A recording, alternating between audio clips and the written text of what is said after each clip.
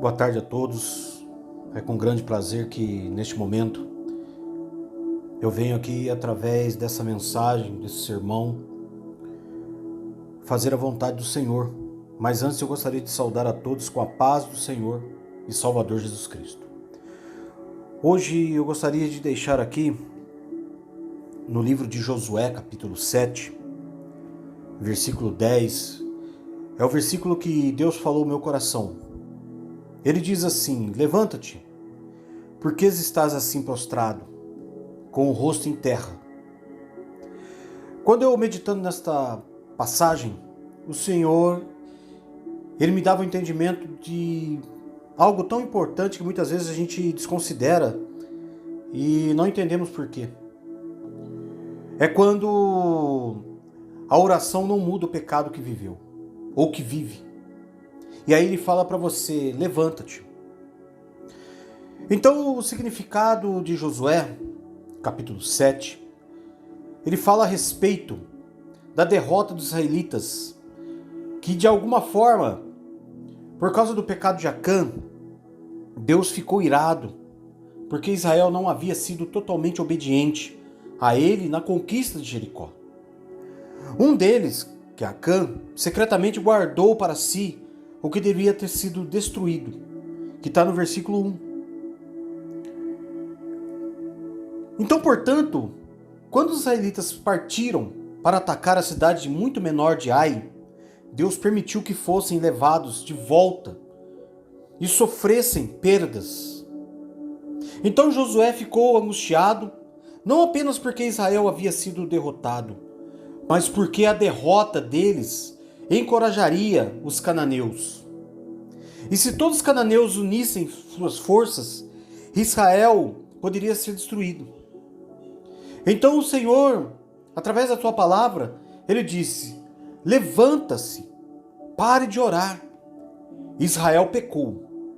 E raramente Deus interrompe a oração do homem. Mas quando o pecado está no meio ao esforço inútil, então é necessário lidar diretamente com a transgressão que cometeste. E quando o pecado é removido da vida de uma pessoa, há apenas um motivo porque as orações não sejam respondidas: a incredulidade. A incredulidade, ela mata qualquer oração, qualquer intercessão. E quando nesse livro o Senhor diz a Josué: levanta-te, porque estás assim prostrado, com o rosto em terra.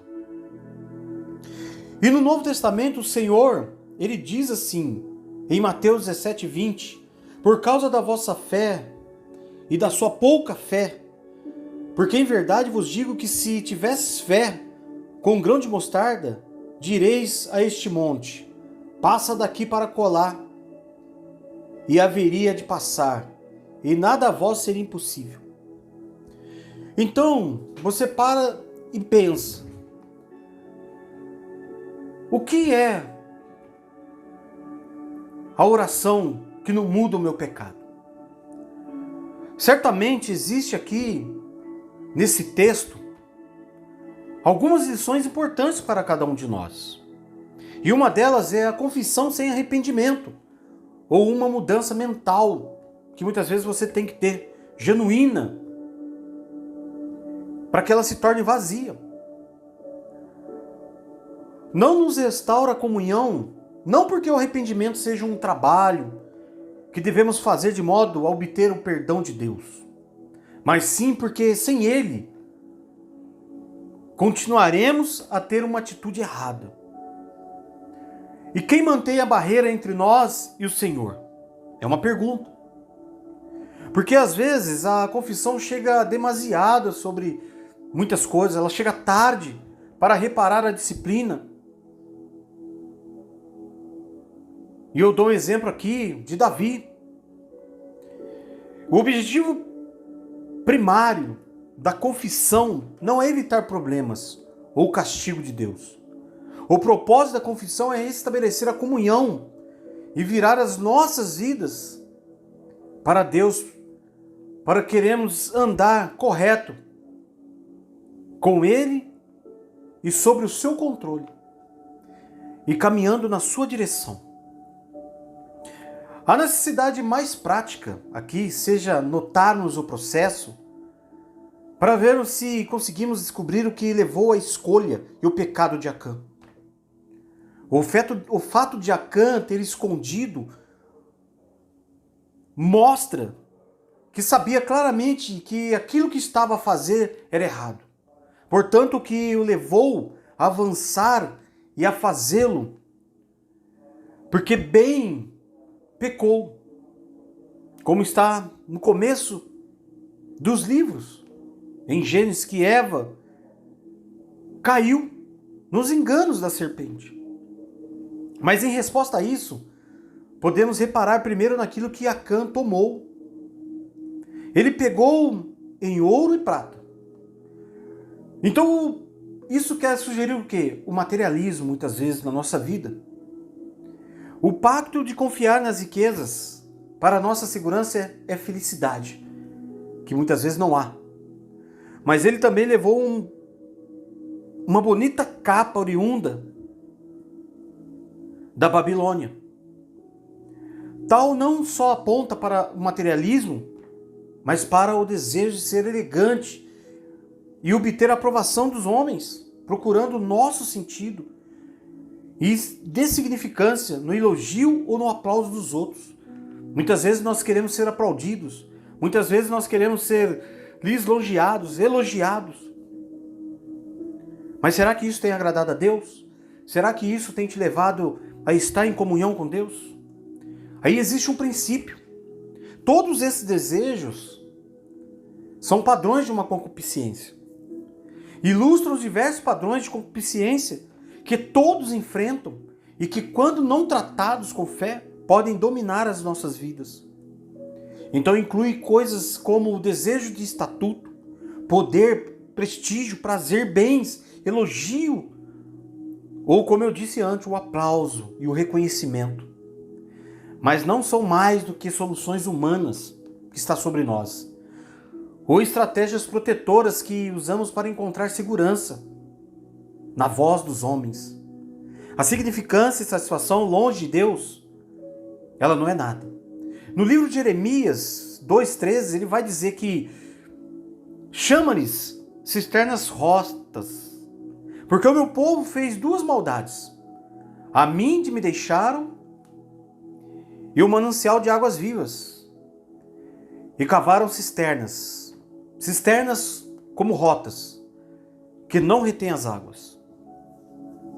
Esses padrões de concupiscência têm a sua fonte, a natureza pecaminosa, com o seu pensamento e raciocínio defeituosos.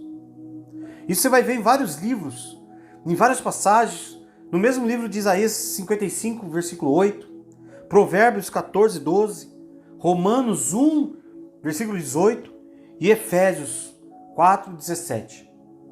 E no mundo e no seu raciocínio ou perspectiva humana, que procuram viverem sem Deus e longe da sua relação e revelação e seus planos. Em estruturas de crenças falsas que pensamos de acordo com a perspectiva do homem e acreditando nos seus enganos, que o mundo muitas vezes vem nos mostrando, que é o próprio Satanás que tem trago esses pensamentos, em dizer que está tudo bem. E creem que essas coisas irão suprir as nossas necessidades, tais como a segurança, ou a fidelidade, ou felicidade. Na descrença da bondade de Deus, da sabedoria e perfeição, e na forma como provê as nossas necessidades, como eu me referi, Eva e Acã, os dois estavam insatisfeitos, impacientes e confiantes em si mesmos. Então acreditava-se e confiava-se e usava-se as suas próprias estratégias protetoras para obter o que deseja e o que desejava da vida. Ironicamente, Deus estava a trazer todo Israel à terra, onde cada homem teria o seu próprio terreno, casas e bênçãos abundantes. Porém, a insatisfação causada por não conseguir encontrar a sua felicidade no Senhor originou a impaciência, que levou a cobiçar e avançar com suas próprias soluções. Embora a ordem contra a cobiça seja um dos 10 mandamentos, a cobiça é o pecado básico, contra o qual a maioria dos restantes mandamentos foi elaborada. E é a raiz por trás da maldade da maior parte do nosso pecado, que é a cobiça. Cobiçar deve ser a insatisfação com a nossa sorte na vida e a nossa incapacidade quanto a procurar a nossa felicidade no Senhor e confiar nele. E como as fontes das nossas necessidades de segurança, significância e satisfação. No Novo Testamento, eu vou dizer aqui que ela define a cobiça como uma idolatria. Você vai encontrar no livro de Efésios, capítulo 5, versículo 5, em Colossenses 3, versículo 5. Analisando essa última, a idolatria consiste em procurar novas coisas, aquilo que somente Deus pode dar. Um ídolo pode ser uma impotente imagem esculpida que muitas vezes nós não entendemos. Ou um precioso e preciosa metal, a qual alguém muitas vezes não entende. Mas também pode ser materialismo. Aquela forma de vida que procura segurança e significância no dinheiro, bens, poder e prestígio, e o prazer momentâneo. Também pode ser secularista, uma filosofia de vida na qual as pessoas procuram viver afastadas da dependência de Deus. Ou pode tratar-se da aprovação dos homens, a procura da satisfação e segurança do elogio de outros. Portanto, qual é a nossa necessidade? É aprender o segredo de Paulo, de contentamento no Senhor, conforme está descrito em Filipenses, capítulo 4, versículo 12 e 13. E aí eu te pergunto, o que fazer quando parece que Deus não está ouvindo? Em 2 Coríntios 5, 7, ele vai dizer, porque vivemos por fé, e não pelo que vemos. Então, você precisa decidir permanecer crendo que Deus sempre ouve as suas orações. Quem vive pela fé não fixa seus olhos nas circunstâncias. Por isso mesmo que o desânimo e a sensação de desamparo, ela vai chegar um dia. Então escolha manter a sua confissão de fé. Então Deus sempre ouve as suas orações. Ele honra um coração que vive pela fé, como está escrito em 2 Coríntios 5, 7. E aí você vai fortalecer a sua fé na palavra. O inferno é mestre em manipular as situações ao nosso redor para nos enganar. Sabe qual é o melhor antídoto para não cair na cilada do diabo? É sempre estar fortalecendo a sua fé. Então, quando você fortalece a sua fé na palavra, aprenda a identificar o que vem de Deus. Aí a escolha é privilegiar o que a palavra de Deus diz a respeito do que você está vivendo hoje. Escolher privilegiar a palavra de Deus a respeito do que estamos vivendo é um dos segredos para manter o coração em paz. A palavra de Deus é viva.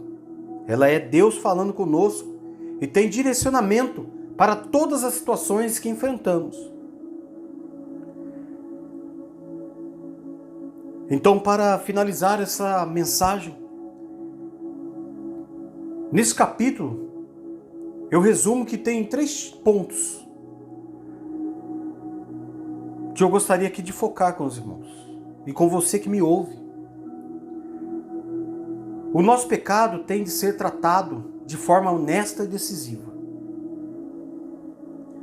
A escolha que Acã teve foi erguer-se a partir do solo daquela insatisfação que ele estava vivendo. Então, como poderia haver insatisfação em vista de tudo que ele aprendera e viu?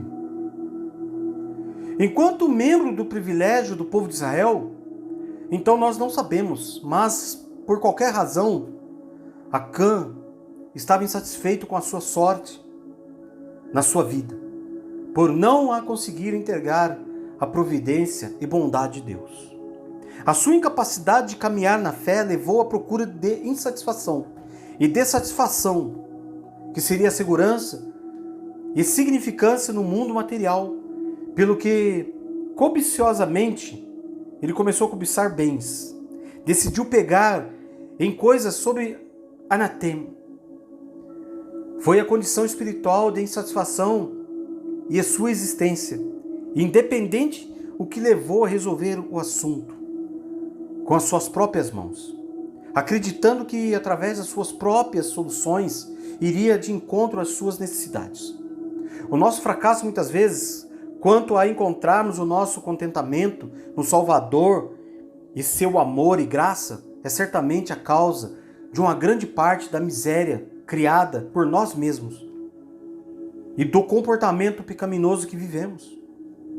O Senhor realçou um aspecto que está escrito lá em Mateus capítulo 6, e ele diz que quando avisou os discípulos contra armazenarem tesouros na terra e contra a preocupação com os detalhes da vida, como bebida, comida e vestuário,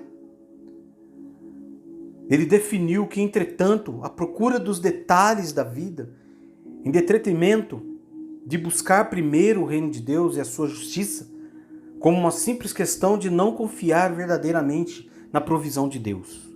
E muitas vezes nós estamos assim.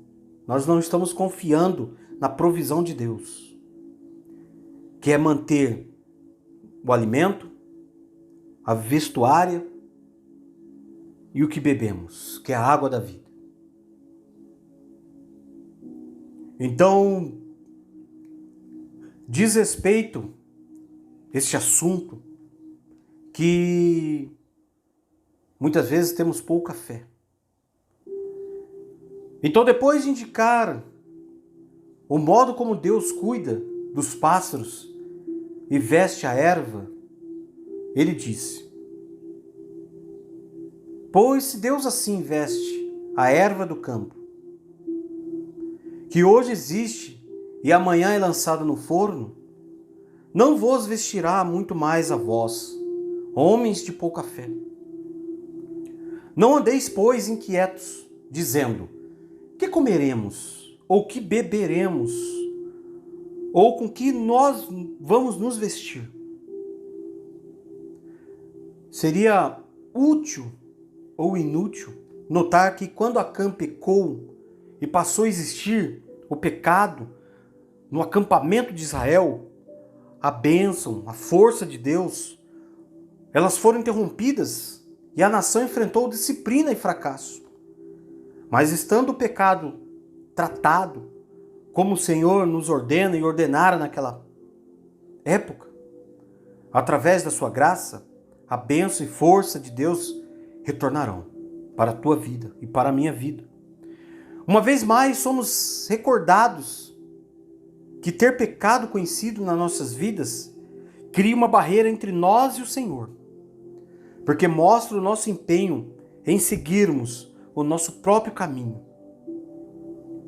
e lidarmos com as nossas vidas mediante as estratégias próprias. Então, se você tem criado estratégias próprias, é o momento de você confiar totalmente em Deus, para que a disciplina do Senhor esteja sobre você, sobre mim, sobre a minha família, sobre a sua família. Isso é importante você entender, que